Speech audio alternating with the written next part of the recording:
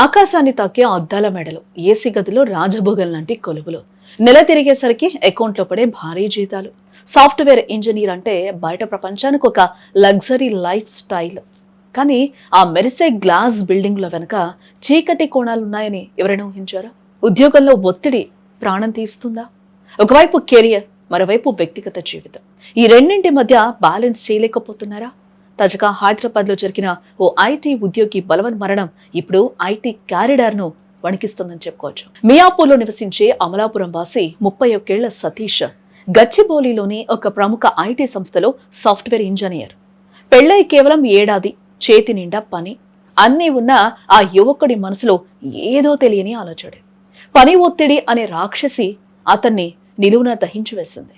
సంక్రాంతి పండగ కోసం ఇటీవల భార్య పుట్టింటికెళ్లగా ఆ సమయంలో ఒంటరిగా ఉన్న సతీష్ తనువు చాలించాడు. సాఫ్ట్వేర్ల మరణాలకు కారణం ఏంటి? అసలు ఆఫీస్ గదుల్లో ఏం జరుగుతోంది? మేనేజర్ల ఒత్తిడా, లేక రాత్రనక పగలనక చేస్తున్న వెట్టి చాకిరీనా? కారణం ఏదైనా వ్యక్తిగత జీవితాన్ని బలి తీసుకుంటోంది. వర్క్ లైఫ్ బ్యాలెన్స్ అనేది కేవలం మాటలకే పరిమితమవుతోంది. ఇంటికి ఆసరగా ఉంటాడనుకున్న కొడుకు అర్ధాంతరంగా తనువు చాలించడంతో ఆ కుటుంబం నేడు అనాథగా మిగిలిపోయింది. ఇది కేవలం సతీష్ సమస్య మాత్రమే కాదు, వేలాది మంది టెకీల అంతర్మథనం. సాఫ్ట్వేర్ కంపెనీలు తమ లాభాల వేట పక్కన పెట్టి ఉద్యోగుల మానసికారోగ్యంపై దృష్టి సారించాల్సిన సమయం మించిపోతుందేమో.